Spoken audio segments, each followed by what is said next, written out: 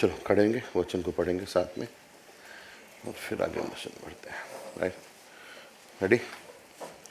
वचन नंबर फिलिपियों का 3रा अध्याय पंक्ति नंबर 10 से पंक्ति नंबर 16 तक पढ़ेंगे। राइट, चलिए, रेडी? 1 2 3 ओके। ताकि मैं उसको और उसके मृतज्ञ के सामर्थ को और उसके साथ दुखों को सहभागी होने के मर्म को जानूं और उसकी मृत्यु की समानता को प्राप्त करूं, कि मैं किसी भी रीति से ये मतलब नहीं कि मैं पा चुका हूं या सिद्ध हो चुका हूं,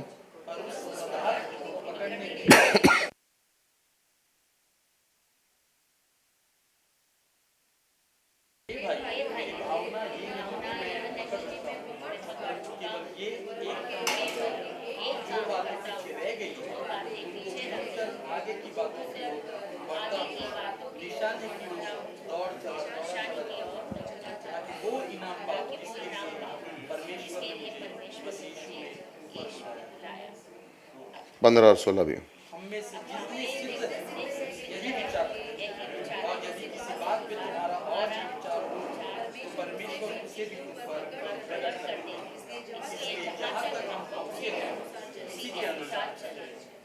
चलिए प्रार्थना करेंगे। ओके, आप प्रार्थना करो। आप लोग जोर से अपने मन में भी कर सकते हो, जोर से भी प्रार्थना कर सकते हो। सभा के लिए प्रार्थना कीजिए।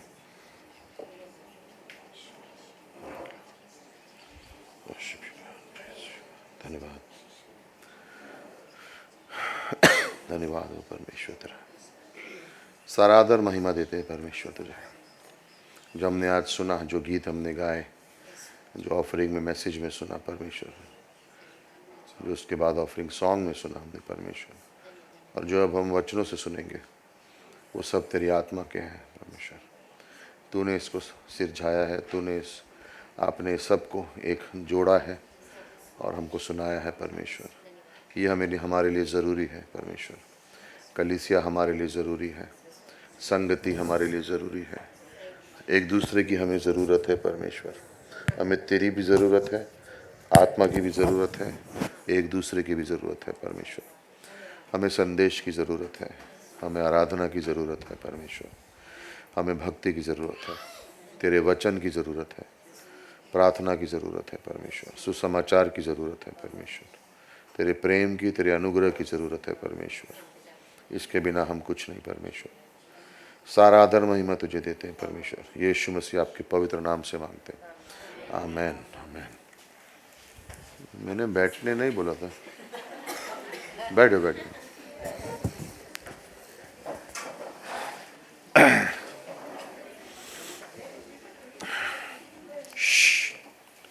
पिछले कुछ हफ्तों से हम लोग आराधना पे, हमारे विश्वासी जीवन, परमेश्वर की ज़रूरी चीज़ें हमारे जीवन में, जैसे कि आराधना है, हमारा मकसद क्या है, पवित्र जीवन क्या है, इन विषयों के बारे में हम लोग बातचीत कर रहे हैं। और इन विषयों से हम ये सीख रहे हैं कि सिर्फ आराधना गीत गाना नहीं, लेकिन सिर्फ आराधना सेवा भी है। उसके पहले हमने जाना कि सच्ची आराधना क्या है, जो दिल से होती है, जो आत्मा से होती है। इन सब की हमें ज़रूरत है, लेकिन इन सब के साथ हम आगे का हमें करना क्या है। पौलुस यहाँ पर हमें सिखाएगा कि हमारा जीवन में लक्ष्य क्या है, हमारा मकसद क्या है। जो वर्ष नंबर 10 से 16 में लिखा है वो हर विश्वासी के लिए एक पवित्रीकरण का जैसी एक आशा है, एक जैसे लक्ष्य है। ये पवित्र लक्ष्य है हर विश्वासी के लिए। पौलुस सिर्फ कुछ लोगों से बात नहीं कर रहा है, फिलिपी की कलीसिया से बात नहीं कर रहा है, वो सारे विश्वासियों के संग बात कर रहा है। और वो कह रहा है कि अगर तुम्हारे जीवन में कोई लक्ष्य है, कोई मकसद है, वो पवित्रीकरण है, तो वो ये है। और सबसे बड़ा क्या है कि तुम उसे जानो। हम में से बहुत से लोग मसीह के बारे में बहुत कुछ जानते हैं, लेकिन सवाल यह है कि क्या हम मसीह को जानते हैं। जैसे जोएल ऑफरिंग में बोल रहा था कि बहुत लोगों के पास पैसे हैं, वो डाल रहे हैं ये सोच के कि भेंट डाल रहे हैं, लेकिन जब वो 2 सिक्के डाल रही थी तो अपना जीवन दे रही थी। कुछ लोग भेंट के बारे में जानते हैं, कुछ लोग भेंट को जानते हैं। कुछ लोग देने के बारे में जानते हैं, कुछ लोग देना जानते हैं। ज़मीन आसमान का फ़र्क है। पौलुस जब यहाँ पे लिखने की कोशिश कर रहा है, जब वो शुरुआत से लिख रहा है, तो पहले अध्याय में वो लिख रहा है कि मैं सारे संतों से बात कर रहा हूँ। वर्ष नंबर 2 में वो लिखता है, हमारे पिता परमेश्वर प्रभु यीशु मसीह की ओर से तुम्हें अनुग्रह और शांति मिलती है। ना वो जेल में है। जब पौलुस इस किताब को लिख रहा है, इस पंक्ति को लिख रहा है, तो वो जेल में है। पौलुस कहीं महल पे नहीं बैठा हुआ है, वो जेल में है, जहाँ पे अंधेरा है, दीवारें गीली हैं, खाने को ठीक से नहीं है, पीने को ठीक से नहीं है, रहने को ठीक से नहीं है। वो कुड़कुड़ा सकता है, लेकिन उस परिस्थिति में वो कुड़कुड़ा रहा नहीं है। वो कह रहा है अनुग्रह तुमको हो, परमेश्वर की स्तुति तुम पर हो, लोगों को प्रोत्साहित कर रहा हो। वर्ष नंबर 12 में वो लिखता है, हे भाइयों, मैं चाहता हूं कि तुम ये जान लो कि मुझ पर जो बीता है उससे सुसमाचार की ही बढ़ती होगी। वो ये नहीं कह रहा है कि मैं अंदर हूं तो अब प्रॉब्लम होंगे। वो ये कह रहा है क्योंकि मैं जेल में हूं तो अब सुसमाचार और फैलेगा। ओके, वो अपने मन को दिखाने की कोशिश कर रहा है कि वो निराश नहीं है, लेकिन एक्चुअली आनंदित है। और आनंद का जो शब्द है इस किताब में 20 से ज़्यादा बार है। तो पौलुस ये दिखाने की कोशिश कर रहा है, मैं बंधुआई में हूं लेकिन एक्चुअली मैं आज़ाद हूं। परमेश्वर का काम रुका नहीं है, सिर्फ मैं हूं, लेकिन बहुत से और लोग हैं जो परमेश्वर के काम को आगे लेके जा रहे हैं। पंक्ति नंबर 21 में वो लिखता है, क्योंकि मेरे लिए जीवित रहना मसीह है और मर जाना लाभ है। पर यदि शरीर में जीवित रहना ही मेरा काम के लिए लाभदायक है तो मैं नहीं जानता कि किसको चुनूं। जब वो जेल में है तो ये सोच रहा है ये समस्या हो रही है, इससे अच्छा मैं परमेश्वर के पास होता तो प्रॉब्लम ही नहीं होती। लेकिन कलीसिया में मेरी ज़रूरत है, तो मैं शरीर में रहूं तो ज़्यादा अच्छा है। परमेश्वर के पास रहूंगा तो तकलीफ नहीं होगी, प्रॉब्लम नहीं होगी, है ना।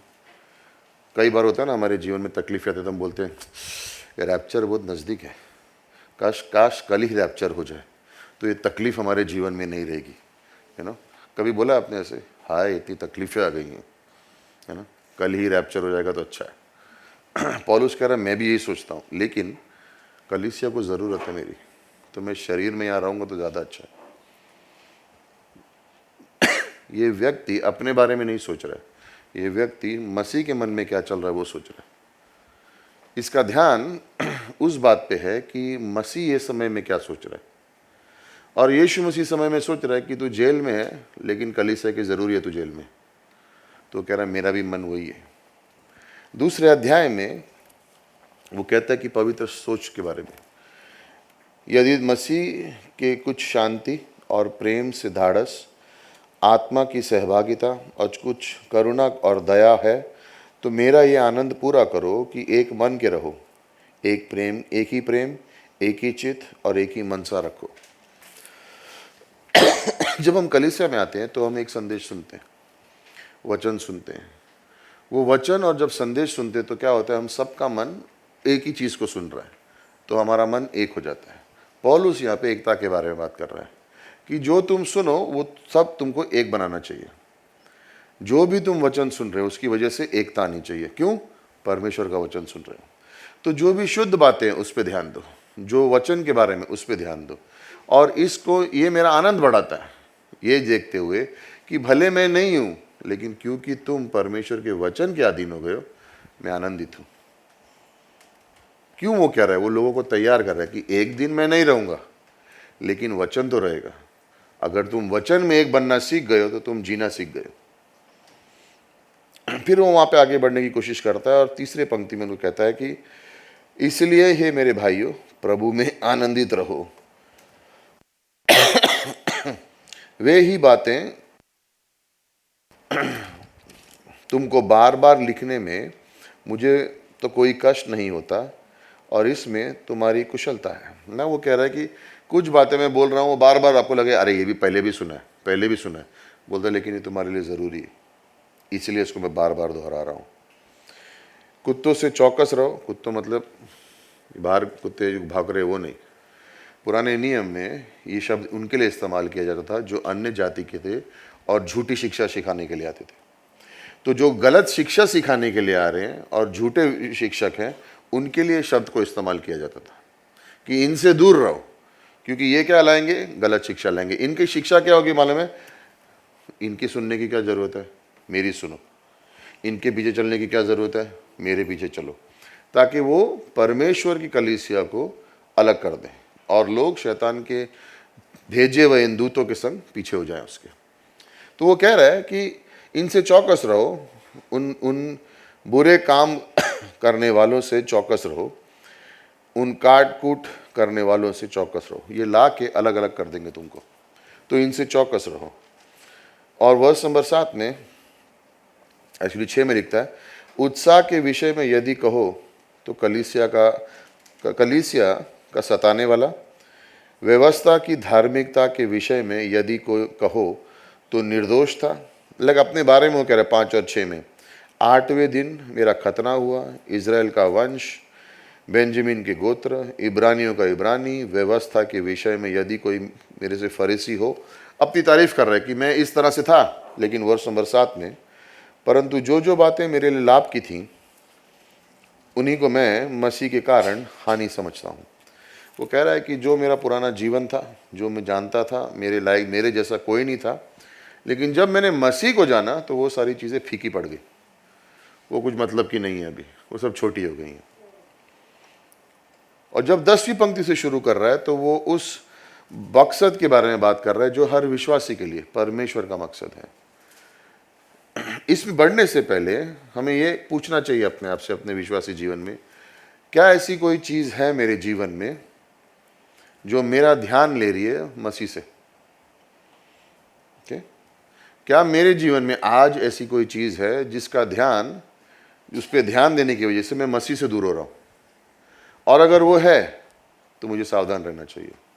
ओके, कोई चीज़ जिसकी वजह से मेरा ध्यान मसीह से दूर हो रहा है, वो मेरे लिए खतरे की चीज़ है।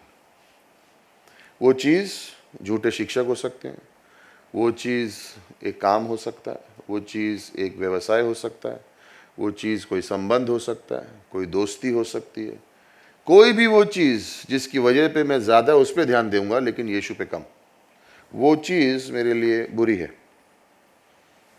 और पौलुस कहेगा कि अपनी आंखों को तैयार रखो, अपने ध्यान को तैयार रखो। जो चीज़ तुम्हारे को यीशु मसीह से दूर लेके जाती है उससे संभाल के रहो।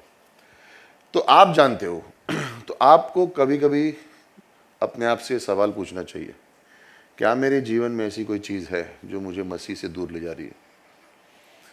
कभी कभी सेवकाई में हम लोग को ये सवाल पूछना पड़ता है, क्या मैं सेवकाई में इतना व्यस्त हो गया हूँ कि मैं मसीह से दूर चला गया हूँ?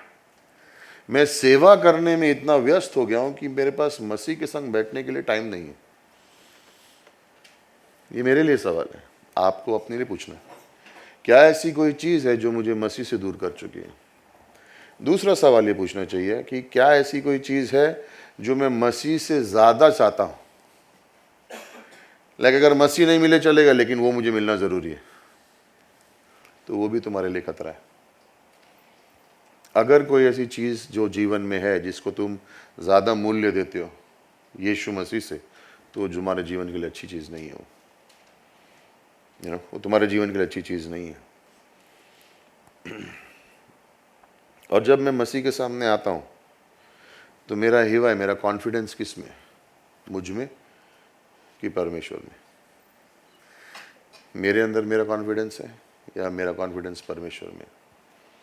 ये सवाल हम अपने आप से पूछना ज़रूरी है, क्योंकि पंक्ति नंबर 10 और 11 में जो लिखता है उसकी वजह से, ताकि मैं उसको जान सकूं, ताकि मैं उसको जान सकूं, उसके मृत्युज्ञ के सामर्थ्य को और उसके साथ दुखों में सहभागी होने के मर्म को जानूं और उसकी मृत्यु की समानता को प्राप्त करूं, कि मैं किसी भी रीति से मरे हुओं में से जी उठने के पद तक पहुंचूं।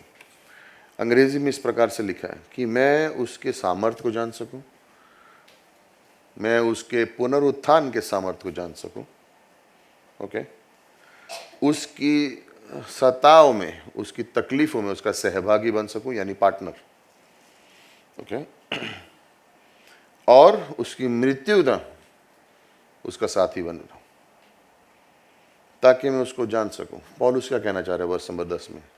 परमेश्वर के संग हमारा संबंध सबसे ज़्यादा ज़रूरी है। ओके, परमेश्वर के संग हमारा संबंध सबसे ज़्यादा ज़रूरी है ना।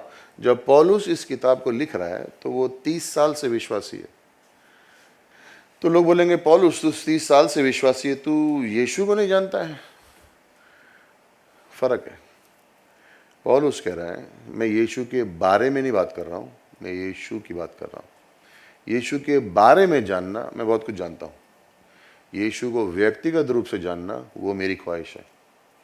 यीशु के बारे में बहुत जान सकता हूँ, आप भी जानते हो, बाइबल पढ़ते हो, मैसेजेस सुनते हो, यूट्यूब पे देखते हो, इंस्टाग्राम पे रील डालते हो, तो आपको कुछ ना कुछ नया सीख रहे हो।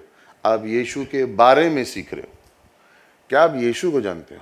यू नो, कहने का मकसद क्या है कि मैं मैसेज सुन सकता हूँ, मैं सुसमाचार बांट सकता हूँ, लेकिन क्या मैं चुपचाप अकेले यीशु मसीह के संग 10 मिनट बैठ के उसके संग बातचीत कर सकता हूँ? कि मेरे पास वो समय नहीं है। क्या शांत रह के बिना बोले बिना कुछ किए मैं कह सकता हूँ परमेश्वर आप बोलो मैं सुन रहा हूँ? क्या उसकी मैं आवाज़ को पहचान सकता हूँ? क्या उसको कुछ कुछ कहेगा मुझसे तो क्या मैं समझ सकता हूँ? यीशु के बारे में जानना बहुत आसान है, यीशु को जानना उसके लिए परिश्रम जिंदगी भर का काम है। पौलुस 30 साल के बाद अभी भी कह रहा है कि मैं उसे जान सकूं। ऐसा नहीं है कि उसको जानता है वो, और ऐसा नहीं कि जानता नहीं है, वो ये कह रहा है मैं और भी जान सकूं। पौलुस 3 साल में तेरी भूख मिटी नहीं है, तू अभी भी यही कह रहा है कि मैं जान सकूं? कहता है ये जीवन के अंत तक है। मैं यीशु के बारे में बाइबल को जान गया, मैं यीशु किताबें पढ़ के जान गया, लेकिन मैं उसको व्यक्तिगत रूप से जानना चाहता हूँ। उसकी आवाज़ कैसे सुननी है मुझे मालूम करना है, वो जब बोलता है तो कैसे बोलता है मुझे सुनना है। मुझे शांति रख के उसके सामने बैठ के मनन करके उसको जानना है। आप बोलो कि मतलब क्या है ना? कोई भी क्रिकेटर के बारे में आप बहुत कुछ पढ़ सकते हो, उसकी सारी इतने सेंचुरी मारी, इतने उसने ग्राउंड पे रन बनाए, ये उसकी बीवी है, ये उसके बच्चे हैं, लेकिन अगर उसके सामने खड़े हो गए तो क्या उसको जानते हो? लेकिन उसके बारे में बहुत कुछ जानते हो। विश्वासी कई बार मसीह के बारे में बहुत कुछ जानते हैं, लेकिन मसीह को नहीं जानते। अगर आप उनसे प्रार्थना करने के लिए बोलो तो 5 मिनट भी प्रार्थना नहीं कर पाते। अगर बाइबल पढ़ने अकेले में बैठने बोल दो तो 2 मिनट से ज़्यादा बाइबल नहीं पढ़ सकते, वो हिलना चाहते हैं। वो मसीह को अभी तक जाने नहीं है, उसके बारे में बहुत कुछ जाने। और पौलुस इसमें फ़र्क दिखाने की कोशिश कर रहा है। एक चीज़ है कि मैं उसके बारे में ज्ञान प्राप्त कर रहा हूँ, दूसरी चीज़ है वो मेरे जीवन का लक्ष्य है कि मैं उसको जान सकूँ, उसके पुनरुत्थान के सामर्थ्य को जान सकूँ।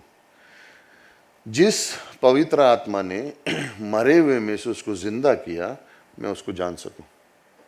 यिर्मयाह का 9 वर्ष नंबर 24 में परमेश्वर कहता है कि जिसको घमंड करना है वो इसमें घमंड करे कि वो मुझे जानता है और मुझे समझता है। ये नहीं कि वो मेरे बारे में जानता है, कि वो मुझे जानता है और मुझे समझता है। अगर कोई घमंड करना चाहे तो इस बात में घमंड करे। होसेया चैप्टर 6 वर्ष नंबर 3। सूर्य का तुम्हारा वर्ष है और आज तुम इधर ही हो। होसेया चैप्टर 6 वर्ष नंबर 3, याद है? 8 साल पहले बोला था ये वर्ष। होसेया चैप्टर नंबर 6, आओ हम ज्ञान ढूंढे, वरन यहोवा का ज्ञान प्राप्त करने के लिए यत्न भी करें, क्योंकि यहोवा का प्रकट होना भोर के सा निश्चित है।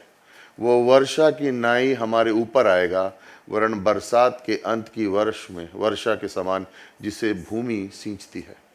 होसेया कह रहा आओ उसको जानो, किस प्रकार वो आता है, किस प्रकार वो बात करता है, किस प्रकार कितने दिनों के बाद आ रही हो, और आज आ रही हो तो भी तुमको ही वर्ष मिल रहा है जो तुमने मुझे दिया था। 8 वर्ष पहले, 8 मुझे याद है। मैं उसके पुनरुत्थान के सामर्थ्य को जान सकूं, क्योंकि ये सामर्थ्य मेरी ओर से नहीं है, ये परमेश्वर की आत्मा की ओर से है। ये पुनरुत्थान का सामर्थ्य है, ये परमेश्वर ये सामर्थ्य देता है। कब? जब मैं कमजोर होता हूं, जब मैं उस पर निर्भर होता हूं। अगर मैं स्वयं चल रहा हूं और अपनी मन मर्जी कर रहा हूं तो ये सामर्थ्य मुझे नहीं पहचान पाऊंगा, मैं अपनी ताकत के ऊपर ध्यान दूंगा। लेकिन जब मैं चल रहा हूं और परमेश्वर पर ध्यान दूंगा तो ये सामर्थ्य मुझे पता चलेगा। और ये क्या सामर्थ्य है? जो मरे हुए को भी जिंदा कर सकते हैं, उतनी ताकत है इसके अंदर। और पौलुस कह रहे हैं मुझे इस सामर्थ्य को जानना है, मुझे इस प्रकार के परमेश्वर को जानना है, क्योंकि ये हमारे लिए उपलब्ध है। वही पवित्र आत्मा जिसने यीशु को मरे में से जिंदा किया, वो आज हमारे अंदर बसती है, आपके अंदर है, मेरे अंदर है। वही सामर्थ हमारे लिए उपलब्ध भी है, लेकिन कितने उस पर निर्भर करते हैं? कितने लोग हैं जो उस आत्मा के सामर्थ पर निर्भर कर रहे हैं? बहुत कम। लेकिन वो किस पर निर्भर कर रहे हैं? अपने आप पर या किसी और पर भरोसा कर रहे हैं। और पौलुस कह रहे हैं, इस प्रकार तुम उसको नहीं जान पाओगे, तुम सीमित रह जाओगे, तुम्हें आत्मा के अनुसार जानना है। लेकिन इसको जानने के लिए मुझे क्या करना पड़ेगा? पौलुस लिख रहा है यहाँ पे वर्ष नंबर 10 में, उसके दुखों का सहभागी बनना होगा। ओह ओह, ये अच्छा वर्ड नहीं है, दुखों का सहभागी। क्यों? एक बार किसी ने लिखा, सबको स्वर्ग चाहिए लेकिन कोई मरना नहीं चाहता है। स्वर्ग सबको चाहिए लेकिन मरना कोई नहीं चाहता है। पौलुस सेम चीज कह रहा है, दुखों का सहभागी। सहभागी का वर्ड है मतलब पार्टनर। उसके दुख भी मेरे हो गए। जब तक स्वयं की ओर मरोगे नहीं, तब तक पुनरुत्थान के सामर्थ्य को जानोगे नहीं। यीशु मसीह मरा, दफनाया गया और पुनरुत्थान के सामर्थ्य से जी उठा। हमें भी अपनी ओर मरना होगा। अपनी योजना, मेरे प्लान, मेरी योजना, मेरे सपने, मेरी ख्वाहिशें, उनको मारना है। मारना मतलब उनको पीछे रखना है और कहना है तेरी इच्छा क्या है, उसको जानना है। और तेरी इच्छा को जानने के बाद तो परमेश्वर मुझे सामर्थ्य देगा, तो वो सामर्थ्य को मैं जान सकता हूं। और अगर रास्ते में सताव आए, कोई प्रॉब्लम नहीं। बहुतों को सामर्थ्य चाहिए, लेकिन कुछ लोगों को सहभागिता नहीं चाहिए, दुखों की सहभागिता नहीं चाहिए। क्यों? प्रॉब्लम है। बिना दुख ये पावर मिल सकता है क्या? परमेश्वर बोलता नहीं। अगर आपने न्यूज़ नहीं पढ़ी है तो इस हफ्ते में प्रभु का एक दास राजचमुंदरी से जाते हुए उनको रास्ते में मार दिया गया, है ना। परमेश्वर के सेवक थे बहुत वर्षों से, 46 ईयर्स के, निडर प्रचारक, डिबेट करते थे, सब कुछ करते थे, और जिनको मारना था उन्होंने मार दिया उसको। और उसकी फ्यूनरल पर उसकी पत्नी बोल रही है ये उसके लिए जीता था, अपने परमेश्वर के लिए जीता था, और वो प्रेम करता था परमेश्वर से, और उसके लिए कोई फर्क नहीं पड़ा कि कोई कुछ भी बोले उसको, वो इन सब चीज़ों के लिए तैयार था। और हम लोग यहाँ बदला लेने के लिए नहीं आए हैं, हम लोग यहाँ माफ़ करने के लिए आए हैं, कि जिसने भी ये किया उसको हम माफ़ कर रहे हैं, जिसने भी इसको मारा उसको हम माफ़ कर रहे हैं। लेकिन हम ये भी कह रहे हैं कि इसको जीवन को देख के लाखों इसकी तरह लोग तैयार हो, लाखों इसकी तरह तैयार हो। और उसकी फ्यूनरल को हम लोग जब देख रहे थे, किसी ने मुझे वीडियोस भेजे थे वहाँ पे, तो सारी सड़कें भरी हुई थी और लोग प्रभु यीशु का नाम लेके उसके लिए उसकी फ्यूनरल पे जा रहे थे। तो लोग प्रेरित हो रहे थे कि दुखों की सहभागिता के लिए पीछे नहीं हटा, तैयार था। इसका ये मतलब नहीं कि हम सब मारे जाएंगे। कहने का मकसद ये है कि कोई जगहों पर हमको स्वीकारा नहीं जाएगा, कोई बात नहीं, लेकिन हमको उसका सामर्थ्य मिल रहा है। इस संसार में मसीह के संग अगर हम हैं तो संसार हमारे विरुद्ध है, शैतान हमारे विरुद्ध है, लोग हमारे विरुद्ध हैं, लेकिन इससे हम घबराते नहीं हैं, क्योंकि हम जानते हैं ये उसके विरुद्ध है। लेकिन मसीह हमारे संग है, वो ज़्यादा सामर्थ्य। कुछ लोगों का ध्यान हमारे विरुद्ध कौन है उस पर लगा रहता है। पौलुस कह रहा है तुम्हारा ध्यान होना चाहिए कि मसीह तुम्हारे संग है। कौन तुम्हारे विरुद्ध है उस पर ध्यान मत दो, कौन तुम्हारे संग है उस पर ध्यान दो, क्योंकि सामर्थ्य वहां से आएगा। अगर कौन हमारे विरुद्ध है उस पर हम ध्यान देंगे तो हम कमजोर हो जाएंगे, घर के अंदर बैठे रहेंगे। वो नीति वचन में एक वर्ड है ना, सिंह सड़क पर है, क्या, there is a lion in the street. कौन सा नीति वचन है वो? प्रोवर्ब है ना। लोग डरते हैं, क्या शेर सड़क पे घूमता है? नहीं, वो बहाना बना रहा है एक्चुअली वो बहाना बना रहा है कि उसको बाहर नहीं जाना है। क्यों? शेर है बाहर। शेर सड़क पे नहीं होते, शेर जंगल में होते हैं। वो बोला शेर सड़क पे घूम रहा है इसलिए मैं बाहर नहीं जाऊंगा। क्यों? दुखों पे ज़्यादा ध्यान है, सामर्थ्य पे ध्यान नहीं है। ये सब हमारे लिए है, ये सामर्थ्य हमारे लिए दिया गया है। और पौलुस कह रहा है कि तुमको ये मिल सकता है। जीवन जीने के दो तरीके हैं, एक साधारण जीवन, एक ऊंचा जीवन मसीह के साथ। एक साधारण जीवन है, रोज़मर्रा का जीवन जो हम जीते हैं कभी कभी। पौलुस कह रहा है ये हमारे लिए जीवन नहीं है, ये साधारण रोज़मर्रा का जीवन हमारा जीवन नहीं है, हमारा जीवन ऊंचा है। कोलोसियंस 3 में हम मसीह के संग हैं, एफिशियंस 2 में हम मसीह के संग सिंहासन के वहाँ बैठे हुए हैं। कोलोसियंस 3 में 1 से 5 में हमारा मन यीशु मसीह के संग स्वर्गीय स्थानों पर है। तो हम इस जीवन से संतुष्ट नहीं हैं। ये रोज़मर्रा का छोटा मोटा जीवन चल रहा है, ये जा रहा है, वो आ रहा है, ये खाना है, ये पीना है, यहाँ रहना है, काम पे जाना है, ये रोज़मर्रा का जीवन है, हम इससे संतुष्ट नहीं हैं। हमें यहाँ इस जीवन के लिए नहीं बुलाया गया, हमें एक ऊंचा जीवन जीने के लिए बुलाया गया जहाँ पर मसीह है, और ये सामर्थ्य हमें उसके लिए दिया है। ये रोज़मर्रा के जीवन में मैं मेरे जीवन के बारे में ज़्यादा सोचता हूँ, ये ऊंचे जीवन में मैं यीशु मसीह के बारे में ज़्यादा सोचता हूँ। विश्वासियों को अपने बारे में सोचने के लिए जीवन नहीं दिया गया है, यीशु मसीह के बारे में सोचने के लिए, और संसार के लोग जो खोए हुए लोग हैं उनके लिए जीवन दिया गया है, ताकि उनके बारे में सोचना है। और यीशु मसीह मुझे भरेगा, यीशु मसीह मुझे प्रेरित करेगा। रोज़मर्रा के जीवन में मैं वो चुनाव नहीं करना चाहता हूँ जो मेरे लिए लाभदायक है, मैं वो चुनाव करना चाहता हूँ ऊंचे जीवन में जो यीशु मसीह के लिए लाभदायक है।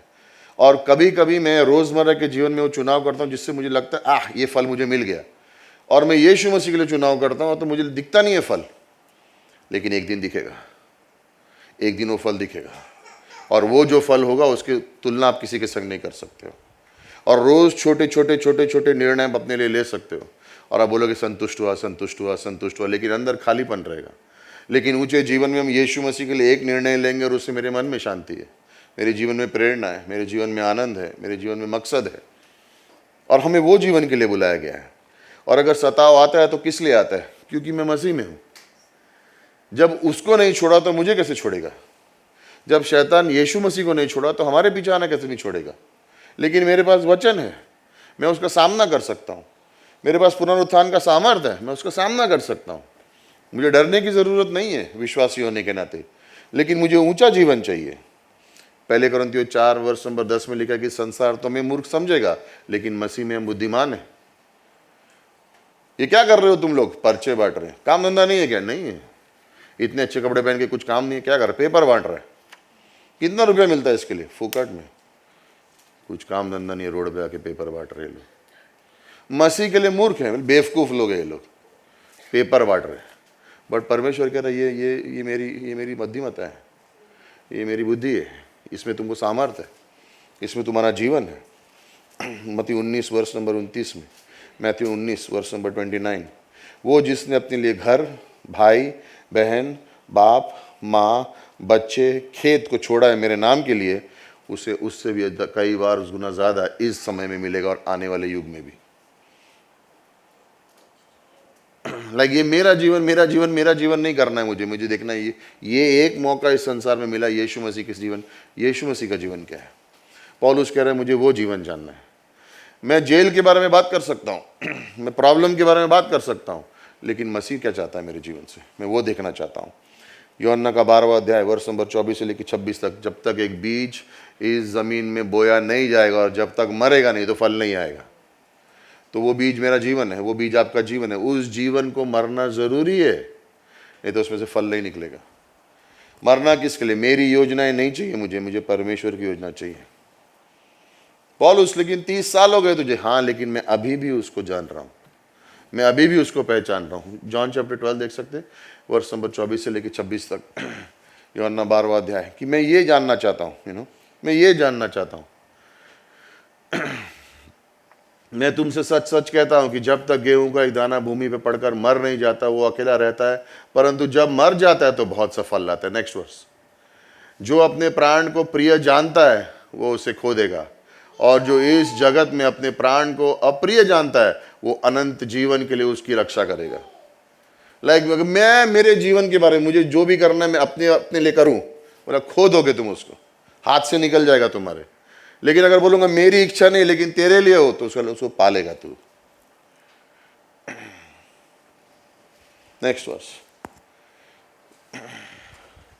यदि कोई मेरी सेवा करे तो मेरे पीछे हो ले, और जहां मैं हूं वहां मेरा सेवक भी होगा।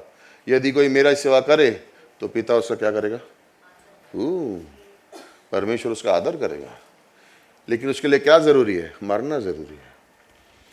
मरना ज़रूरी है। इब्रानी का 11वां अध्याय वर्ष नंबर 25, हिब्रूज चैप्टर 11 वर्ष नंबर 25, ये मूसा के बारे में लिखा हुआ है। इसलिए कि उसे पाप में थोड़े दिन के सुख भोगने से परमेश्वर के लोगों के साथ दुख भोगना और भी उसे पाप में थोड़े दिन के सुख भोगने से परमेश्वर के लोगों के साथ दुख भोगना भी। मूसा कह सकता था ना, अगला राजकुमार मैं हूं, इस राजा के बाद मेरा नंबर है, महल भी मिलेगा, हाथी घोड़े भी आएंगे, खाना भी आएगा, सोने की प्लेट होगी, सोने का चम्मच होगा, सोने का ग्लास होगा, मरने के बाद सोना होगा, वापिस उठना नहीं होगा। अविश्वासी मर गया तो मर ही जाएगा, उसके बाद नर की जाएगा और किधर जाएगा। वो कह रहा है नहीं, मुझे ये जीवन नहीं चाहिए। लेकिन अगर मैं उसके लोगों के संग जाऊंगा परमेश्वर के, तो मुझे सताया जाएगा, मुझे ईंट बनानी पड़ेगी, मुझे कोड़े खाने पड़ेंगे, मुझे भागना पड़ेगा, मुझे जंगल में रहना पड़ेगा, मुझे तंबू में रहना पड़ेगा। हाँ, लेकिन लाल समुद्र को भी तू पार करेगा, 40 वर्ष तक मन्ना को भी तू देखेगा गिरते हुए, तू पत्थर से बात करेगा और पानी भी आएगा। ये महल में नहीं सीखेगा तू, ये कहाँ सीखेगा, ये परमेश्वर तुझे सिखाएगा। और यही हमारा जीवन है। साधारण मैं जीवन जी सकता हूँ, लेकिन मैं चमत्कारों को नहीं देख पाऊंगा। लेकिन जब उसके संग रहूंगा, और भले ही कुछ चीज़ें मेरे मन के हिसाब से नहीं हो रही हैं, लेकिन उसके हाथ को देख सकूंगा, उसके कामों को देख सकूंगा, उसकी हर बात को अपने जीवन में अनुभव कर सकूंगा और बोलूँगा हाँ, परमेश्वर मेरे साथ है। मेरा विश्वासी जीवन ये ऊंचा नीचा जीवन नहीं है, आज मेरे संग है, कल मेरे संग नहीं है, आज मेरे संग है, कल मेरे संग नहीं है। कुछ भी हो जाए, मैं उसके साथ हूँ, वो मेरे संग है। और भले ही मेरे जीवन में कुछ भी चल रहा है, वो मुझे अपनी जगह पे लेके जा रहा है। और पिता मेरा आदर करेगा, क्यों? क्योंकि मैंने उसकी बात को हाँ बोला है। और ये मुझे दुख के सुख, क्या बोला इसने, पाप के थोड़े दिन का सुख नहीं चाहिए मुझे। इस पाप के थोड़े दिन का सुख नहीं चाहिए मुझे दुख भोगने की आदत हो गई है। क्यों? मैं ऐसा दुखी इंसान नहीं हूं, मैं दुख भोगने की आदत हो गई, मतलब मजा आ रहा है मेरे को, प्रॉब्लम हो रही है लेकिन चलता है। क्यों? पिता मेरे साथ है, पवित्र आत्मा सामर्थ दे रही है, यीशु मुझे लेके चल रहा है, उसकी उपस्थिति मेरे साथ है। लेकिन अगर मैं पाप में जीऊंगा तो मुझे तीनों का एहसास नहीं होगा। मैं सोच रहा हूं मेरा जीवन अपना है, लेकिन मेरे को लग रहा नहीं ये लोग मेरे साथ है। मैं अपने बारे में ही सोच रहा हूं, मेरा जीवन, मैं अपना जीवन कैसे फिट करूं। नीचे की सोच है, वो कह रहा है ऊपर की सोच सोचो, ऊंचा जीवन चाहिए। मसीह को क्या चाहिए? तू बोल मुझे तुझे क्या चाहिए, उसके बाद मैं मेरे जीवन के बारे में फिट करूंगा। कई बार हम लोग क्या बोलते हैं, परमेश्वर मुझे ये करना है, पहले मैं ये फिट कर लूं, फिर जिधर तू बोलेगा मैं आऊंगा। कभी नहीं होता है, ये फिट ही नहीं होता है। उन लोगों को बोलना है परमेश्वर जिधर तू बोले मैं चलूंगा, बाद में मैं अपने को फिट कर लूंगा किधर भी। पौलुस कह रहा है मैं नहीं डरता हूँ, मेरा जीवन को कौन संभालेगा? परमेश्वर संभालेगा। लेकिन अगर परमेश्वर मैं तेरे पीछे चला तो क्या होगा? मैं संभालूंगा तुझे, मैं तुझे संभालूंगा। तो क्या करना है मुझे पवित्र आत्मा का सामर्थ्य चाहिए। तो मैं कैसे जानूंगा परमेश्वर से? मुझे वो सामर्थ्य है जो पाप पे मुझे जीत दे, मुझे वो सामर्थ्य है जो मुझे अब स्वयं के ऊपर जीत दे, शैतान के ऊपर जीत दे, मेरी परिस्थितियों पर मुझे जीत दे। पौलुस जेल में और आनंदित है। मैं अगर जेल के बाहर भी खड़ा हूं तो मैं कुड़कुड़ाऊंगा, वो अंदर रह के कुड़कुड़ा रहा नहीं है। क्यों? उसका जीवन वो दे चुका है, उसका जीवन वो अपना नहीं, वो ये नहीं सोच रहे कि मैं, मेरे बारे में क्या होगा। वो ये कह रहा है, रोमन चैप्टर 8 वर्ष नंबर 11, वो ये कह रहा है कि जिस आत्मा ने यीशु मसीह को मरे में से जिंदा किया, वो मुझ में भी है, वो मुझ में भी बसा हुआ है। तो जिसने मसीह को मरे हुए में से जिलाया, वो तुम्हारी मरणहार देहों को भी अपनी आत्मा के द्वारा जो तुम में बसा हुआ है क्या करेगा? जिलाएगा, जिलाएगा। आज यीशु मसीह दुखी है? आपको लगता है यीशु मसीह को आज दुख होता है? होता है, क्योंकि अभी भी लोग पाप को ज़्यादा पसंद कर रहे हैं। क्या उसका दिल टूटता है? क्या उसकी आंखों से आंसू आते हैं? हाँ, आ रहे हैं, क्यों? क्योंकि अभी भी लोग पाप को पसंद कर रहे हैं। वो कह रहा है मैं तुम्हारे पापों के लिए मर चुका हूं, लेकिन लोग बोल रहे हैं मुझे पाप ज्यादा पसंद है। वो कह रहा है मैं तुम्हारे लिए जीवन दे चुका हूं और तुम्हारे लिए एक मकसद है, लेकिन मुझे मेरे जीवन के बारे में सोचना है। वो कह रहा है मुझ पर कब भरोसा करोगे? अरे पहले सब लाइफ में ठीक तो होने दो, फिर एंड में करेंगे। बचा हुआ खाना खाने को मजा आता है। घर में थोड़ा थोड़ा खाना बचता है ना, तो फ्रिज में इतना छोटा छोटा कटोरी में रखते हम लोग, इतना बच गया, फिर इतना बच गया, फिर इतना बच गया। फिर घर में देखते छोटी कटोरी ही नहीं है, किधर है? तो फ्रिज खोला तो सब अंदर है। अरे सब अंदर है। चलो आज ये सब खाएंगे, नहीं नहीं नहीं, ये तो 3 दिन पुराना हो गया, ये सब छोटी कटोरी में, इससे क्या पेट भरेगा? कभी कभी हम लोग विश्वास में से जीते हैं, बाद में सेवा करेंगे, बाद में सेवा करेंगे, बाद में सेवा करेंगे, बाद में सेवा करेंगे, फिर नहीं बोलते अभी क्या टाइम है, अभी क्या हो गया, अभी तो कोई और कर लेगा ना, अभी कोई और कर लेगा, अभी क्या ये हो गया है। नहीं चाहिए छोटी कटोरी। इतनी छोटी कटोरी लेके परमेश्वर क्या करेगा मेरे जीवन से? तुम उसके सामर्थ्य को नहीं जानते हो। एक चीज याद रखना, यीशु मसीह के संबंध, यीशु मसीह के संग संबंध और कोई चीज से ज्यादा जरूरी नहीं है। उसके संग अपना संबंध मजबूत करना है, उसको जानना है, उसके बारे में नहीं जानना है, उसको व्यक्तिगत रूप से जानना है, उसकी गहरी बातों को जानना है, वो संबंध जरूरी है। वर्ष नंबर 12, ये मतलब नहीं कि मैं पा चुका हूं या सिद्ध हो चुका हूं, पर उस पदार्थ के पकड़ने के लिए दौड़ा चला जाता हूं जिसके लिए मसीह यीशु ने मुझे पकड़ा है। तुम्हारे जीवन में तुम यीशु के संग संतुष्ट हो या नहीं हो? खत्म हो गए? कैसे संतुष्ट हो सकते? हमारी बुलावट अनंत काल के लिए। वो कह रहा अभी तक मैं नहीं हूं संतुष्ट, 30 साल हो गए उसको, सब कुछ किया, बोलता लेकिन मुझे और जानना है, अभी तक तो हुआ ही नहीं। अगर तुम संतुष्ट हो जहां पर हो अपने विश्वासी जीवन में, तो सॉरी, तुम बीमार हो। अगर जहां पर तुम हो अपने विश्वासी जीवन में कह रहे हो मैं संतुष्ट हूं जहां पर मैं हूं, तो एक्चुअली आप बीमार हो। क्योंकि विश्वासी जीवन सिर्फ बढ़ता है, रुकता नहीं है। विश्वासी जीवन के अंदर रुकने का स्थान ही नहीं। पूरी बाइबल पढ़ लो, कहीं पर रुक नहीं सकते आप, बढ़ते रहना है। कब तक? जब तक उसका आमना सामना ना हो। जब तक उसके संग आमना सामना ना हो तब तक हम रुक नहीं सकते। मैं ये नहीं कह सकता हूं जितना पढ़ना था पढ़ लिया, जितना करना था कर लिया, अब आराम का टाइम आया, तू बीमार हो गया। हम बीमार हो गए अगर हम रुक गए तो।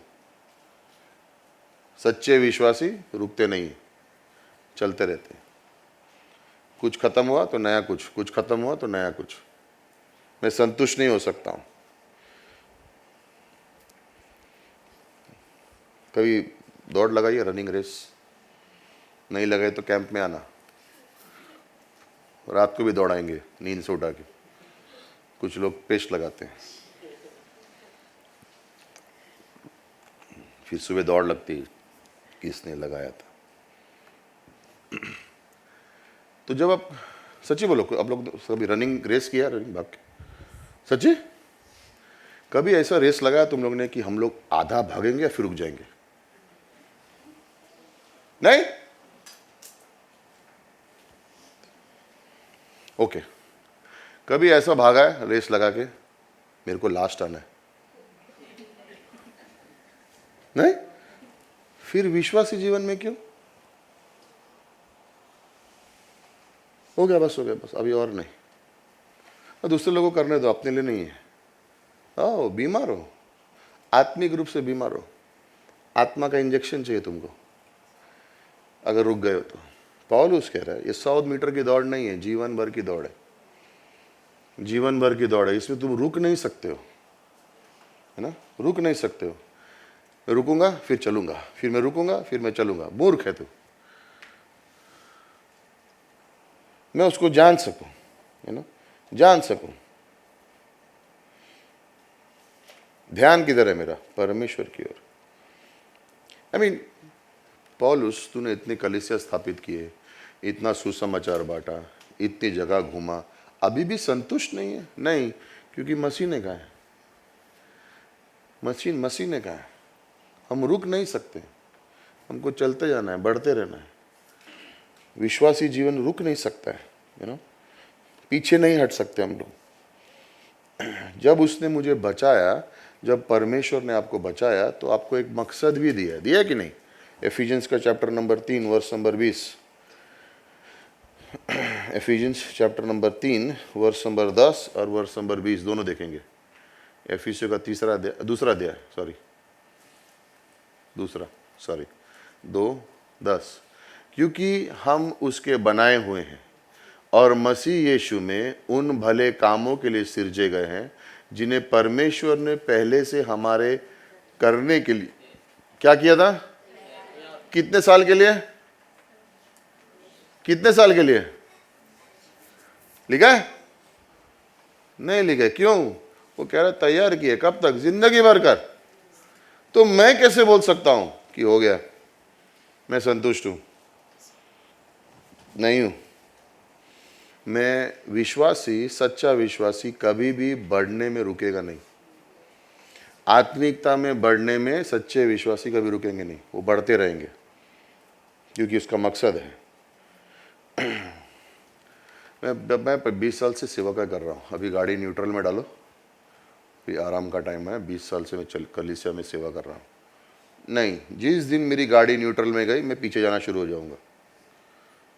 मैं रुक नहीं सकता हूँ, मुझे आगे की ओर ही जाना है। एक ही रास्ता है विश्वासियों के लिए, है ना? और अभी तक मेरा काम खत्म नहीं हुआ है। सबसे अच्छा विश्वासी संसार में ये प्रभात कॉलोनी की तरह है, काम चालू है, उसके जीवन में काम चालू। अभी मैं बाहर दुकान में बात कर रहा था, बोलता है मई तक चलेगा ये काम। मतलब मज़ा है, मतलब मज़ा नहीं है, मतलब सोचने की बात है कि ये मई तक चलेगा और 2 महीने खड्डा खोदते रहेंगे, काम डालते रहेंगे। वो अपना जीवन है कि इतना भी साल निकल जाए, परमेश्वर हमारे जीवन में काम करता रहे। हम लोग रुक नहीं सकते। हम लोग नहीं बोलते खड्डा बंद कर, बस खोदना नहीं। और मेरे जीवन में अभी खोदना बाकी है। अभी एक एरिया ठीक हो, अभी दूसरे एरिया को ठीक करना है। मुझे जानना है उसको, मुझे जानना है उसको। लिखा ना उसने वर्ष नंबर 27 में, फरीसी था, मेरा इतना काम था, मेरा ये सब था, लेकिन मैं अपने आप को क्या समझता हूँ? कुछ भी नहीं। लोग मालूम है संतुष्ट क्यों है आज?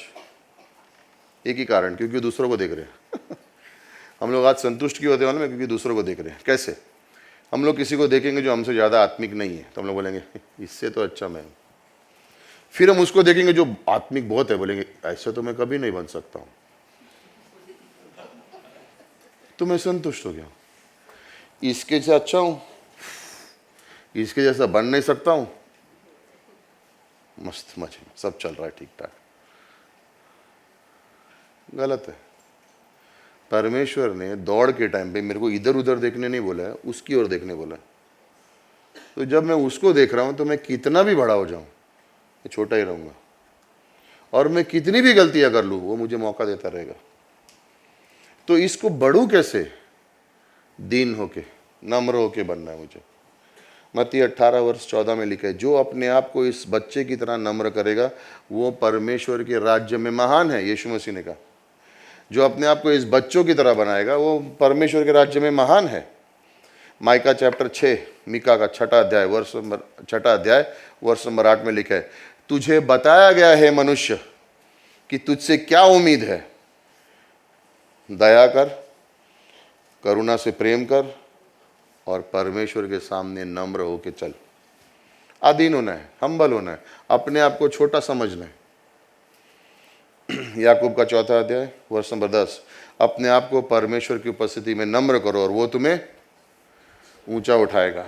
दाऊद दूसरे शमूएल 7:18 में लिखता है, कैसा इंसान हूं मैं, तू मुझे इतनी दूर तक कैसे ले आया परमेश्वर, तू मुझे इतना ऊपर तक कैसे ले आया? और परमेश्वर का जवाब है, क्योंकि तू नम्र था। जो नम्र रहेगा उसको मैं ऊंचा उठाऊंगा, जो घमंडी होगा उसको मैं नीचे गिराऊंगा। सिंपल। आत्मिक जीवन में मैं आगे कैसे बढ़ूं? नीचे जाओ। मैं नीचे की ओर जाऊंगा, परमेश्वर मुझे उठाएगा। संसार में क्या है, कैसा भी करके ऊपर जाना है। ऊपर वाला तेरा कोई भी हो, उसको खींच के नीचे गिरा और तू ऊपर जा, तू गिरेगा पहले। परमेश्वर कह रहा है, जितना नीचे जाओगे, जितना कमजोर होगे, उतना ही मैं समर दूंगा, उठाऊंगा ऊपर। याकूब लिखता है 32वें अध्याय में उत्पत्ति के, मैं अकेला गया था, वापिस आया हूं तो 2 कंपनी है। मैं अकेला दूर चला गया था, तुझसे भाग गया था, लेकिन जब मैं वापस आया हूं तो मैं 2 गुण हूं। मैं कैसे, ये सामर्थ कहाँ से आया मेरे अंदर? किसी ने दिया नहीं, परमेश्वर की आज्ञा के अनुसार है। मत्ती का 8वां अध्याय वर्ष नंबर 8 में याद है, सूबेदार ने आया, बोला बीमार है घर में कोई। यीशु मसीह ने कहा चलते हैं। बोला नहीं नहीं, आप इधर से खाली बोल दो, मेरे घर में आके क्या करोगे? मैं तुच्छ हूँ, मेरे पास आके क्या करोगे? आप सिर्फ बोल दो, उधर वो ठीक हो जाएगा। सिर्फ आपके शब्द काफ़ी है, आने की ज़रूरत नहीं है, सिर्फ बोल दो, सब ठीक हो जाएगा। नम्रता होना ज़रूरी है। इसलिए मैं संतुष्ट नहीं हूँ, इसलिए मैं संतुष्ट नहीं हूँ। क्यों? क्योंकि मैं दूसरों की ओर नहीं देख रहा हूँ। क्योंकि एक की ओर देखूंगा, बोलूँगा मैं कभी नहीं कर पाऊंगा, दूसरे की ओर को देखूंगा और कहूँगा इससे अच्छा तो मैं हूँ। और कोई ना हो, इन लोग से तो अच्छा मैं हूँ। मैं आज तक एक सच्चे इंसान की खोज में हूँ जो ये कह सके जितने वो बुरे हैं उतना मैं भी हूँ। वो कोई नहीं बोलेगा, वो जितना अच्छा उससे अच्छा मैं हूँ। पौलुस बोल सकता है पहले तीमुथियुस के 1:15 में, इन सब पापियों में सबसे नंबर 1 मैं हूँ, इसलिए मुझे इतना अनुग्रह मिला है, क्योंकि मैं इन सब में से सबसे बड़ा मुख्य पापी मैं हूँ। तो क्या करना है? अपने विश्वासी जीवन में परमेश्वर के संग ना ईमानदार रहो। जब कलीसिया आते तो हम सबके जीवन में देखते हैं, हम लोग को लगता है कि हमारे जीवन में प्रॉब्लम चल रहा है, बाकी के जीवन में कुछ नहीं है।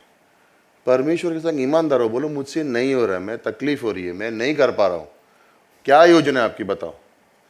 जब हम कलीसिया आते हो दूसरे के चेहरे देख के मत अनुमान लगाओ, ये लोग सब लोग तो ठीक है, मेरा तो प्रॉब्लम है। कि लोग काश इनको प्रॉब्लम मेरा मालूम होता तो ये लोग भी उदास होते थे। जब किसी और के प्रॉब्लम को सुनोगे तो पता चलेगा उनको तुमसे ज़्यादा प्रॉब्लम है, बट वो क्योंकि वो परमेश्वर के भवन में इसलिए खुश है। क्योंकि और किधर हम लोग को हमारा प्रॉब्लम का सॉल्व किधर होगा? परमेश्वर के घर में, उसके भवन में आके हम लोग ठीक होंगे। उसके भवन के बाहर रह के कुछ ठीक होने वाले नहीं है ना। कुछ लोग को लगता है संडे छुट्टी का दिन है, भूल जाओ, प्रेरितों के काम में लिखा है प्रभु का दिन है, छुट्टी का दिन नहीं है, लॉर्ड्स डे। संडे नहीं है, लॉर्ड्स डे, विश्वासियों के लिए परमेश्वर का दिन है। हम इस परमेश्वर के दिन को टाइम पास नहीं करते, हम परमेश्वर के दिन को परमेश्वर के दिन की तरह मनाते हैं। परमेश्वर के संग अकेले हो और उसको बोलो मुझसे नहीं हो रहा है, कठिनाई है मेरे जीवन में। लोगों के सामने जाके बोलने से अच्छा परमेश्वर के संग अकेले बैठ के बोलो मैं तकलीफ है, मदद करो मेरी। और फिर जब वो बोलेगा उसे करना, उसका मकसद से अपने मकसद को जोड़ के चलना। याद रखना, तुम नाकाम नहीं हो जब तक तुम दौड़ते रहोगे।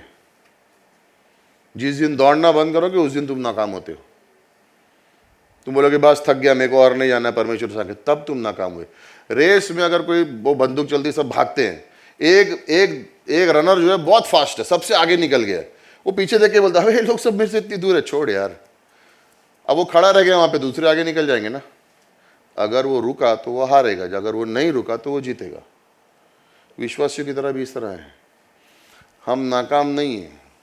अगर हम रुक गए तो हम नाकाम हो जाएंगे, अगर हम संतुष्ट हो गए अपने विश्वासी जीवन में तो हम नाकाम हो जाएंगे। लेकिन चलते रहेंगे, बढ़ते रहेंगे तो हम कभी नाकाम नहीं होंगे। क्या हमसे पाप होगा? हाँ है ना? तो बोलो ना, क्या वो अनुग्रह देगा हमको वापस खड़ा होने के लिए? क्या वो सामर्थ्य देगा आगे बढ़ने के लिए? तो यही जीवन है ना, गिरेंगे उठेंगे आगे बढ़ेंगे, गिरेंगे उठेंगे, क्या करेंगे? गिरेंगे,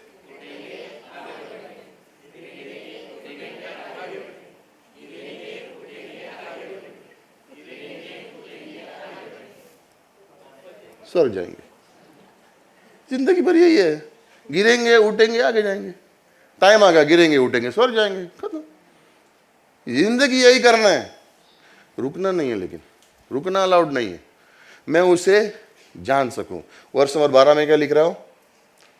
उसी पदार्थ से मैं पकड़ने लिए दौड़ा चला जाता हूं कि इसलिए मसीह के यीशु को मैं, जिस प्रकार से उसने मुझे क्या पकड़ा है। तुम्हारी दौड़ कहीं से भी लड़ सकते हो, ओके, कहीं से भी लड़ सकते हो, लेकिन रुकना मना है ना, रुकना मना है। रुक नहीं सकते हो, रुके हार गए, चलते रहे। बहुत से लोग सेवा में थे, अब बोलते बस हो गया, ये था, अभी हम लोग को नहीं जमता है। अच्छा, अभी थक गए हम लोग, अभी आगे नहीं बढ़ना है, बस हो गया, वो बहुत हो गया। अच्छा, किसने बोला?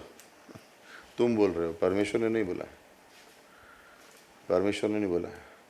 जो भी सेवकाई है, ढूंढो और करो, कुछ भी मिले हाथ में ढूंढो और करो। विश्वासी जीवन ठंडे बैठने के लिए नहीं है, कुछ सेवा करने के लिए। उठने का, पढ़ना है, आगे बढ़ना है, गिरना है, उठना है, और मैं बोला बैठना है बीच में कहीं पे, हाँ, गिरना है, उठना है, और हाँ, तो ढूंढो कुछ जिससे आगे बढ़ सको। हाँ, मैंने ढूंढा बैठने के लिए, क्या मैं संडे को घर बैठूंगा और प्रार्थना करूंगा? कुछ नहीं होने वाला। जब तुम संडे को घर बैठोगे और प्रार्थना करोगे, परमेश्वर बोलेगा उठ चर्च जा। मंडे को करूंगा, उठ बाइबल कॉलेज जा। बुधवार को करूंगा, उठ सभा में जा। फ्राइडे को करूंगा, उठ आउटरीच में जा। बोले क्या उठ के जाने बोल रहा है हमेशा? वही जीवन है। मैं नहीं बोल रहा हूं, पौलुस ने बोला। वर्ष नंबर 13। हे भाइयों, मेरी भावना ये नहीं कि मैं पकड़ चुका हूं,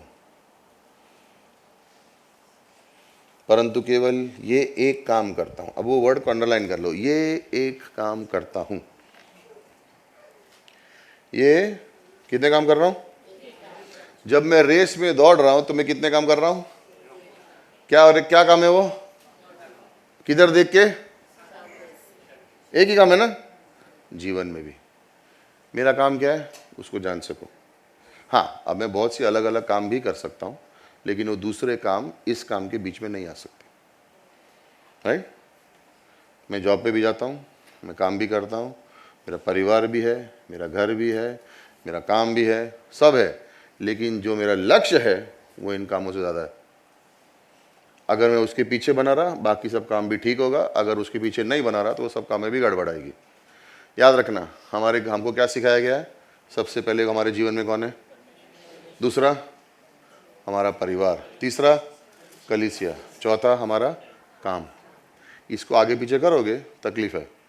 अगर परमेश्वर नंबर 2 पे आ गया और काम पहले नंबर पे आ गया तो काम गया काम से। अगर परिवार ज्यादा इंपॉर्टेंट और परमेश्वर नंबर 3 पे तो परिवार गया काम से। इसको आगे पीछे मत करो। परमेश्वर के स्थान पे परमेश्वर, परिवार के स्थान पे परिवार। परिवार को लास्ट मत रखो, मैं बहुत बिजी हूं, मैं बहुत काम है, मैं मेरा परिवार, ओ परमेश्वर मेरे परिवार को संभालेगा। अबे तेरे को तेरे घर में इसलिए दिया गया ताकि तू तेरे परिवार को संभाले। परमेश्वर तुझे संभाल रहा है ताकि तू तेरे परिवार को संभाल सके। परमेश्वर मेरे परिवार को संभालेगा, हाँ संभालेगा, लेकिन पहले तुझे संभालेगा, और तुझे रखा है वहां पे तेरे परिवार को संभालने के लिए। अगर परिवार में प्रॉब्लम आई तो पहले परिवार को जाके संभालो, काम को बाद में देखो। कल को बीमार पड़ोगे, ऑफिस वाला आके घर में देखने वाले नहीं है, बीवी देखेगी। तब वो बोलेगी मैं भी काम पे जा रही हूँ, तेरे ऑफिस से बुला ले किसी को भी।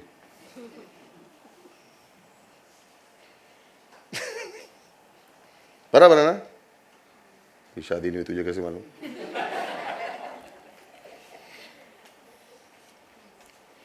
मत्ती 6 वर्ष नंबर 24। एक मनुष्य 2 मालिकों की सेवा नहीं कर सकता है, दोनों में से एक को ही चुनेगा। राइट? दोनों में से एक को ही चुनेगा। याकूब का पहला अध्याय वर्ष नंबर 8। डबल माइंडेड मैन, 2 मन है उसके। तुम्हारे हुए हैं कभी? ये भी करना है, वो भी करना है, ये भी करना है, वो भी करना है, ये भी करना है, सब बातों में अस्थिर है। लक्ष्य एक होना चाहिए कि मैं उसको जान सकूं, है ना, मैं उसको जान सकूं। पहले कोरिन्थियों का 10वां अध्याय वर्ष नंबर 23 में लिखा है, सारी बातें मेरे लिए भली हैं, all things are lawful for me, है ना। 1 कोरिन्थियंस चैप्टर नंबर 10 वर्ष नंबर 23, देख सकते हो वर्ष। सब वस्तुएं मेरे लिए उचित है, परंतु सब लाभ की नहीं है। सब वस्तुएं मेरे लिए उचित तो हैं, परंतु सब वस्तुओं से उन्नति नहीं हो सकती है। क्या मतलब क्या है?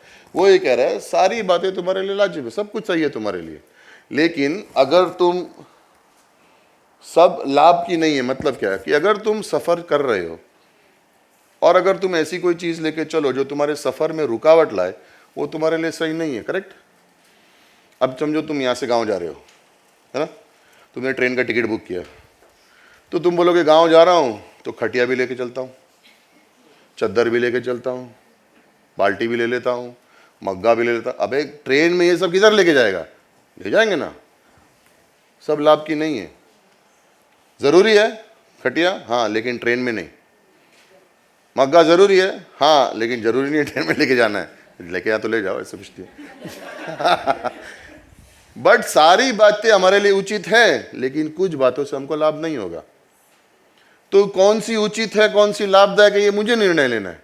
कैसे? मेरे यीशु को जानने के अंदर कौन सी चीजें मेरे लिए लाभदायक हैं, उस पर मैं ध्यान दूंगा। जो लाभदायक नहीं है उसको मैं साइड में रख दूंगा। करेक्ट? जो चीजें तुम्हारे ध्यान को भटकाती हैं उसको दूर रखो।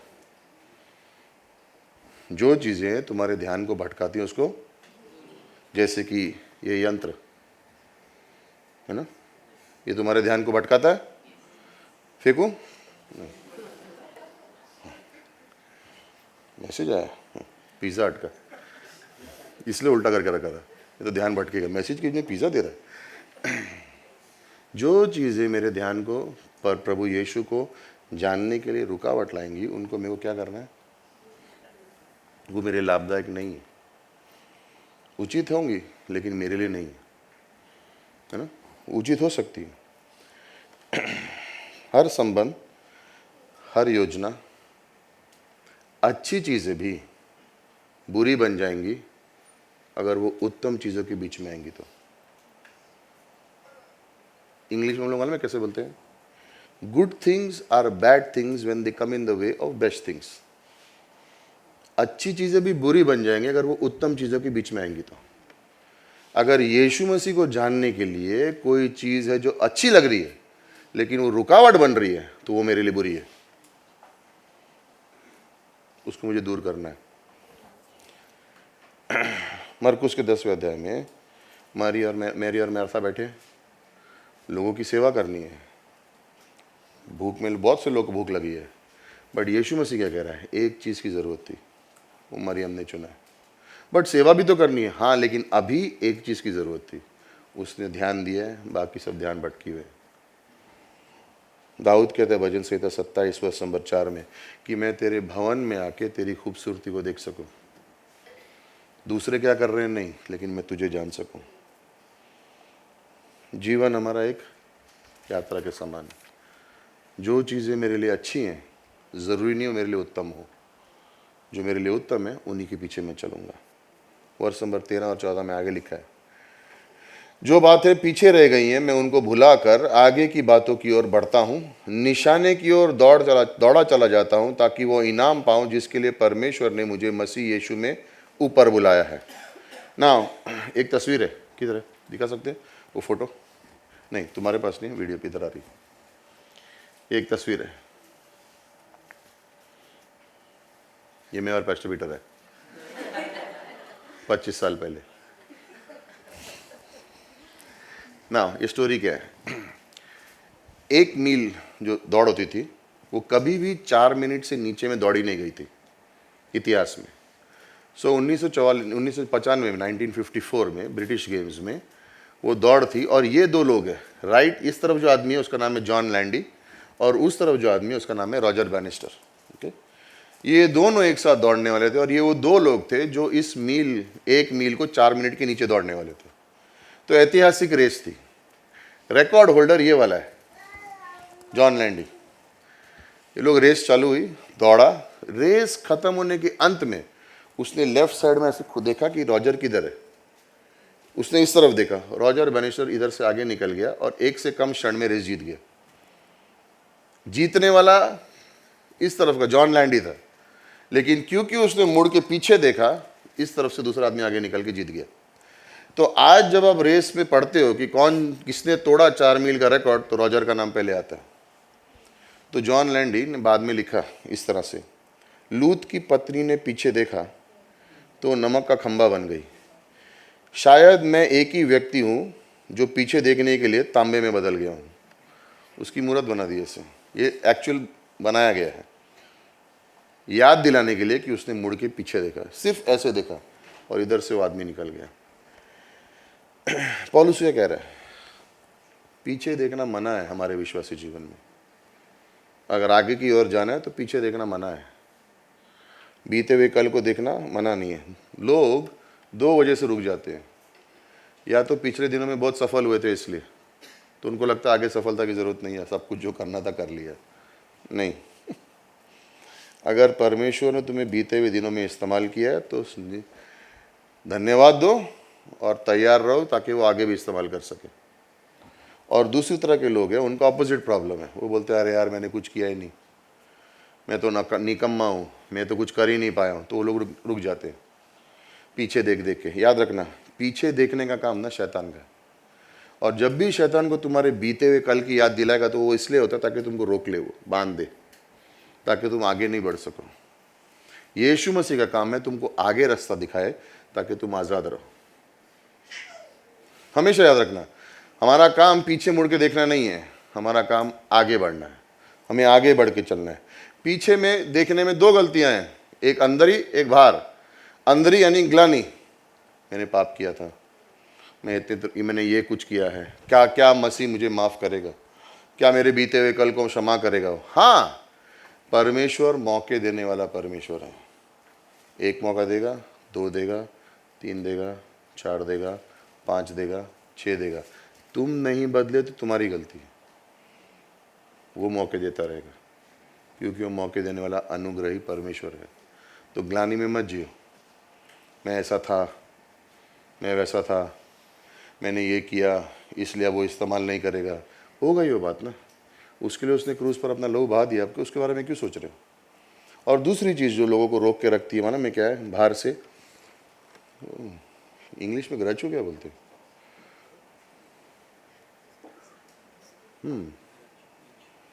फ्रिज नहीं रे, ग्रज।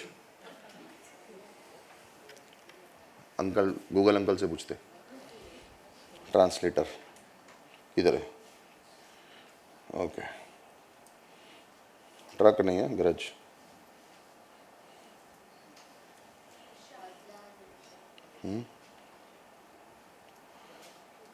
अबे हिंदी में भी ग्रज बोल रहा। ओके,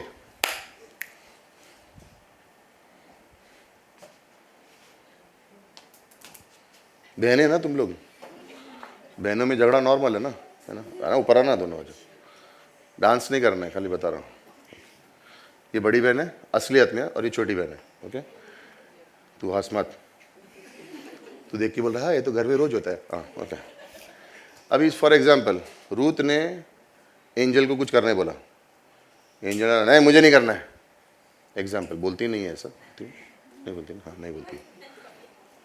तो इसने मन में, इसको मन में लग गई, ना बोला इसने मेरे को। अब ये मन में उसको रखती है, अगली बार जब इसको काम होगा ना और ये मेरे पास आएगी तो मैं उसको याद दिलाऊंगी।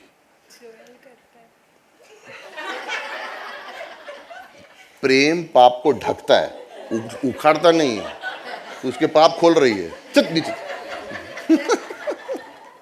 लव कवर सिन है, ये तो लव को ओपन कर दिया इसने। समझे मैं क्या कह रहा हूं। तो इसको क्या लगा, शिकवा नहीं, हाँ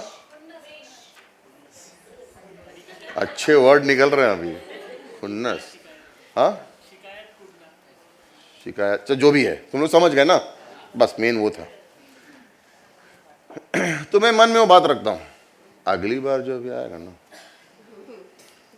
अभी समझो उसने अगली बार उसको 6 महीने तक चांस ही नहीं दिया, तो 6 महीने तक ये क्या कर रही है, पकड़ के बैठी है, आने दे चांस। 1 साल निकल गया, 2 साल निकल गया, 3 साल निकल गया, अब वो भारी लग रहा है, तो अब मेरा ध्यान किधर है, मौका नहीं दो। प्रॉब्लम क्या होता है, जिसको खुन्नस जमा करने की आदत होती है ना, वो एक नहीं करता, बहुत जमा करता है, फिर वो जमा करता है, बटोरता है, फिर इसका, फिर उसका, फिर हिसाब रखता है इसका, और चांस नहीं मिल रहा है। तो अब क्या हो गया है, मैं क्या ध्यान दे रहा हूँ, पीछे की ओर। किसने मेरे संग क्या किया, और मैं हिसाब रख रहा हूँ, इसने ये किया, इसने ये किया, इसने ये किया, इसने ये किया, इसने ये किया। मैं आगे बढ़ूंगा ही नहीं, शैतान ने बांध लिया मुझे। अब मैं हिसाब रख रहा हूँ, मेरे को निकालना है मेरी खुन्नस, लेकिन चांस नहीं मिल रहा है। रुक गए, रुक गए। परमेश्वर कह रहे हैं इब्रानी 12 में वर्ष नंबर 1 में, हर एक बोझ को दूर करो जो तुम्हारे रास्ते में आता है। हिब्रूज चैप्टर 12 वर्ष नंबर 1। हर एक, इसी कारण जब गवाहों की ऐसा बड़ा बादल हम पर घेरे हुए है, हर एक रोकने वाली वस्तु, उलझाने वाले पाप को दूर करो और दौड़ जिसमें हम दौड़ते हैं। अंदर अपनी ग्लानि मत रखो, तुमने कितने पाप किए, बाहर दूसरों का हिसाब मत रखो उन्होंने क्या किया, क्योंकि तुम करोगे तो तुम गिरते रहोगे, रुकावट आती रहेगी। और दर्द किसको होगा, मुझे। प्रॉब्लम किसको आएगी, मुझे। दूसरे आगे चले जा रहे हैं और मैं बोल रहा हूं चांस नहीं मिला, चांस नहीं मिला। आगे क्या है, इनाम देने वाला कौन है, मसीह। मेरा ध्यान उस पर होना चाहिए। वर्ष नंबर 15 और 16, हम में से जितने सिद्ध हैं यही विचार रखें, और यदि किसी बात में तुम्हारा और ही विचार हो तो परमेश्वर उस पर तुम पर प्रकट कर देगा। इसलिए जहाँ तक तुम पहुँचे हो उसी का अनुसार चलो। कहना क्या है, जितने भी लोग मसीह यीशु में मैच्योर हैं, आत्मिक रूप से परिपक्व हुए हैं, वो लोग क्या करते हैं, यही विचार रखते हैं। क्या, आगे बढ़े, परमेश्वर को जानना है, आगे बढ़ेंगे, पीछे की बातों को भूलेंगे, जो रुकने वाली बातें उनको साइड करेंगे, जो भटकाने वाली चीज़ें उनको अलग करेंगे, ताकि हम किसको, यीशु को जान सकें, उसको हम पहचान सकें। हम उसको जान सकें और उसको पहचान सकें। सामर्थ किधर से आएगा, फिलिपियों का 4 वर्ष नंबर 13, और ये आपके लिए ज़रूरी है कि मेरे अंदर ताकत नहीं है। फिलिपियों का 4:13 में क्या लिखा है, जो मुझे सामर्थ देता है उसमें मैं सब कुछ, यीशु मसीह सामर्थ देगा। अगर आप कहोगे मुझे तुझे जानना है परमेश्वर, मुझे तेरे बारे में जानना है, मुझे तुझे जानना है ताकि मेरे जीवन का ये मकसद रह सके, क्या आपको लगता है यीशु कहेगा नहीं नहीं नहीं प्लीज़ अभी मेरे को बारे में मत जानो?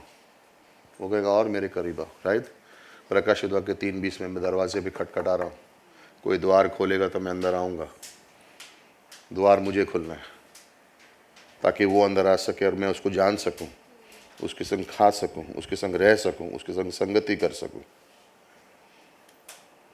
परमेश्वर से सामर्थ पाने को सीखो।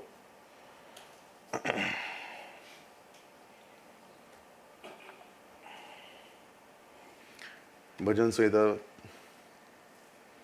73 एसाफ लिख रहा है कि जो कपटी लोग हैं वो लोग सफल हो रहे हैं, और जो सीधे साधे विश्वासी हैं उनके जीवन में कलेश भर रहा है। ये देख के मैं अचंभित हूँ, परमेश्वर ये आप क्या कर रहे हो? मेरा खुद का पैर फिसलने वाला था। फिर वर्ष नंबर 17 में वो लिखता है, जब मैं तेरे भवन में गया तो मुझे समझ में आया, जब मैं कलीसिया में आया तब मुझे समझ में आया। ये मुझे सामर्थ्य मिलेगा कहाँ से? परमेश्वर से। मैं जब भवन में आऊँगा तो मुझे संदेश मिलेगा, मुझे उसकी ज़रूरत है। जब मैं भवन में आऊँगा तो मुझे आराधना गाने मिलेगी, मुझे उसकी ज़रूरत है। जब मैं भवन में आऊँगा तो दूसरे भाई बहन हैं, उनकी मुझे ज़रूरत है। जब मैं भवन में आऊँगा तो प्रोत्साहन है, मुझे उसकी ज़रूरत है। इसके बगैर मैं नहीं रह सकता हूँ। मेरे लिए परमेश्वर ने घर तैयार किया है, लेकिन ये परमेश्वर का घर उसने हमारे लिए तैयार किया है। जब हम विश्वासी हुए तो हम अस्पताल, जब हम बच्चे में पैदा हुए हमारे माँ बाप हमको घर ले गए। जब हम फिर से नया जन्म पाए, परमेश्वर हमें कलीसिया में लेके आया, और ये मेरा घर है, और यहाँ पर मैं जब आऊँगा तो मैं मेरे जीवन को समझ पाऊँगा। अकेले में मैं जीवन को नहीं समझ सकता, मुझे मेरी ज़रूरत है।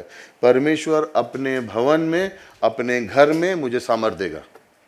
परमेश्वर अपने घर में मुझे समझ देगा। परमेश्वर अपने घर में मुझे सिखाएगा कि क्या इसको मैं जान सकूं। परमेश्वर अपने घर में मुझे दिखाएगा कि मैं कैसे पाप से दूर रह सकता हूं। परमेश्वर के घर में मैं आऊँगा कमज़ोर, लेकिन मजबूत होकर बाहर जाऊँगा। मैं निराश होकर आऊँगा, लेकिन एकदम कॉन्फिडेंस होकर बाहर जाऊँगा। मैं खोया हुआ अंदर आ सकता हूँ, लेकिन मकसद लेके बाहर जाऊँगा। और इसलिए मुझे उसमें भवन में रहने की ज़रूरत है, ताकि मैं उसको जान सकूं। मुझे इस संदेश की ज़रूरत है, मुझे संगति की ज़रूरत है, मुझे इस सब बातों की ज़रूरत है, मुझे वचन की ज़रूरत है, मुझे प्रार्थनाओं की ज़रूरत है। कहाँ पे मिलेगी मुझे? उसके भवन में। पौलुस कह रहा है सारे मैच्योर लोग हैं, जो कोई भी इस विचार से परमेश्वर की ओर है वो यही सब सोचते हैं। क्लोजिंग में, जीवन हमारी दौड़ है ना। कुछ लोगों ने अभी तक शुरुआत की नहीं है, कुछ लोग शुरुआत करके रुक गए हैं, कुछ लोग ने सोचा ख़त्म हो गई रेस। हम तीनों जगहों में हम गलत हैं। अगर शुरू नहीं किए तो शुरू करो, अगर रुक गए हो तो फिर से स्टार्ट करो, अगर लगता है ख़त्म हो गया तो ख़त्म नहीं हुआ, अभी काम बाकी है, हमें उसकी ज़रूरत है। और अगर आपको लग रहा है कि सब ख़त्म हो गया है तो मैं आपको आमंत्रित कर रहा हूँ, आओ फिर से दौड़ते हैं, फिर से चलते हैं, फिर से उसके पीछे हो लेते हैं, ताकि हम उसे जान सकें। प्रार्थना करते हैं। परमेश्वर, हम इस तरह से दौड़ सकें कि हम तुझे जानें और उसी नाम को भी पा सकें।